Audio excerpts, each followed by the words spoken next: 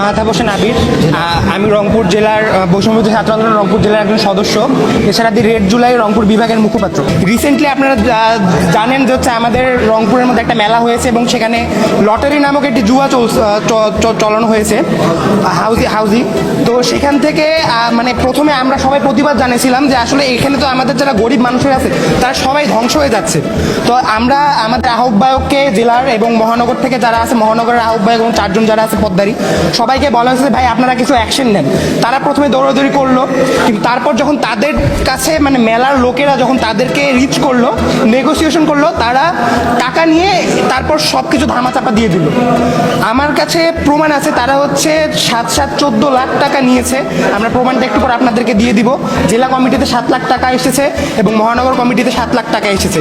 এছাড়া power plant, আমরা হচ্ছে বৈরাগীগঞ্জের ওখানে একটা পাওয়ার প্ল্যান্ট আছে, সে পাওয়ার প্ল্যান্টের মধ্যে 1.5 কোটি টাকার মতন একটা ঘাপলা হয়েছে, রিসেন্টলি একটা স্ক্যাম হয়েছে। সেই স্ক্যামের সাথে আমাদের রংপুর জেলার আহ্বায়ক ইমরান আহমেদ, ডক্টর জামিল এবং 4 জন যারা, তারা সকলে এটার সাথে জড়িত।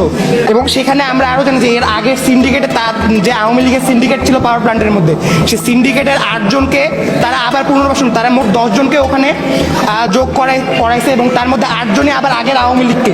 2000 মানুষের রক্তের উপর দাঁড়ায় ভাই, এখন যারা এত বছর আমাদেরকে শোষণ করলো তাদেরকে আবার পুনর্বাসন করবে বৈষম্য বিরোধীর নাম নিয়ে, এটা তো আমরা কোনোভাবে মেনে নিতে পারতেছি না।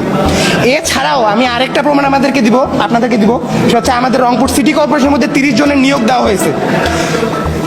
ইমরান আহমেদ নিজের মুখে স্বীকার করছে সে নিয়োগটা দিছে। আমার প্রশ্ন আপনাদের কাছে, দেশের মানুষের কাছে, সে নিয়োগ দেওয়ার কে? তার স্টেটটা কি যে সে নিয়োগটা দিবে? সে তো নিয়োগ দেওয়ার কেউ না। সে সর্বোচ্চ বলতে পারে, প্রোটেস্ট করতে পারে, সে নিয়োগ দেওয়ার কে? সে ওখানে যে স্ট্যান্ডবাজি করে সে 30 জনের নিয়োগ দিছে। কয় টাকা খাইছে সে এভিডেন্স আমি জানি না, সে ডিটেলসও আমি জানি না। অবশ্যই টাকা খেয়েছে, টাকা ছাড়া তো সে নিয়োগ দিবে না ফ্রিতে। সে 30 জনের, এবং এটার প্রুফও আমি আপনাদেরকে দিব।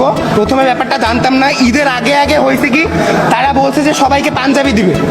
ব্যাপারটা যখন ইনভেস্টিগেট করতে গেলাম তখন আমরা জানলাম যে এই টাকাটা মহানগরের অনেককেই ভাগ করে দেওয়া হয়েছে এবং তারপর জেলাকেও দেওয়ার প্ল্যানিং ছিল। তো তখন যে আমি যখন জিজ্ঞাসা করলাম, তারা বললো যে এই মেলা না, অন্য মেলা থেকে ফান্ড আমাদের কাছে আসছে, ফ্রিতে কেউ ফান্ড দিবে না। তো ফ্রিতে তো ভাই কেউ মেলা কেউ চালাচ্ছে, আপনাকে কেউ টাকা দিবে? উদয় কেউ তো আপনাকে টাকা দিবে না।